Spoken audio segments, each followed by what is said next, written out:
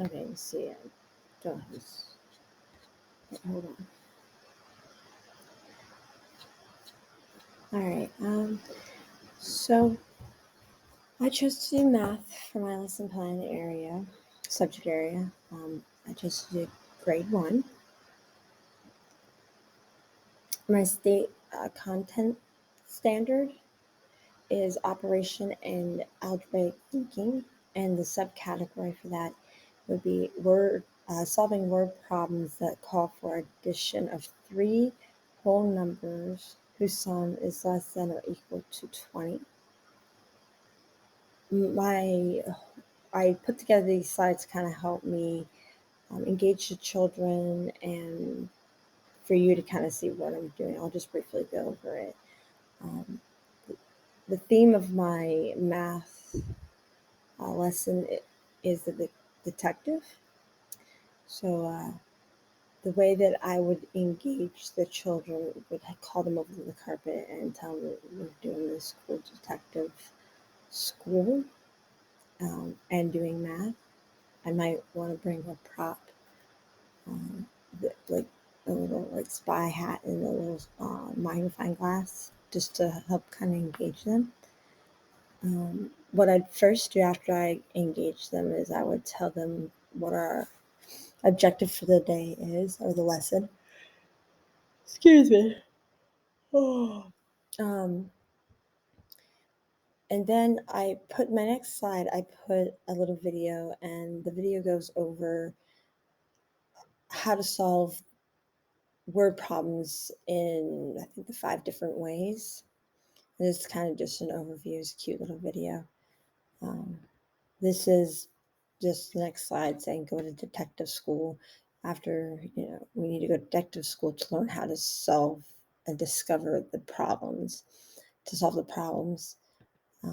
Here I came up with what we're looking for, just ideas in general of what we're looking for. These are the words that I came up with, the word list, so that I can put it up on the Prometheus board or Smartboard, so that they have a reference, and they can look back on the words that we kind of are looking for when we are looking at our word problems. I would start by showing them how to do it. The word problem, I would read it twice, and then I would go over what clues we have in the sentence that gives us how to solve the problem. And then I put in here as like a detective note. So, read the problem, and then we pulled out the clue words that help us solve the problem. After that, we can take the information that we took on our detective notes and solve our problems. And this slide is, I have them doing it 5 different ways. And I would sit there and I would go over the 5 different ways on the answers.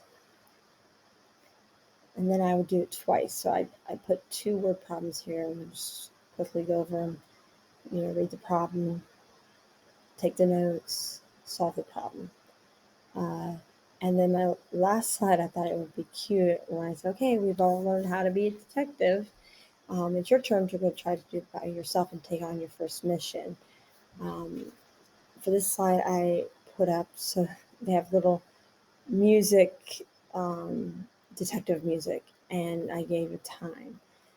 What I would say is like, okay, it's your turn. I'd pass out papers that look like this with some word problems.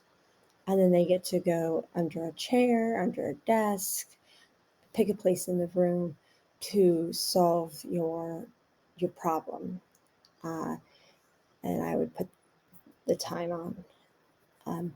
Now for my focus student, I chose to Grace from chapter 5.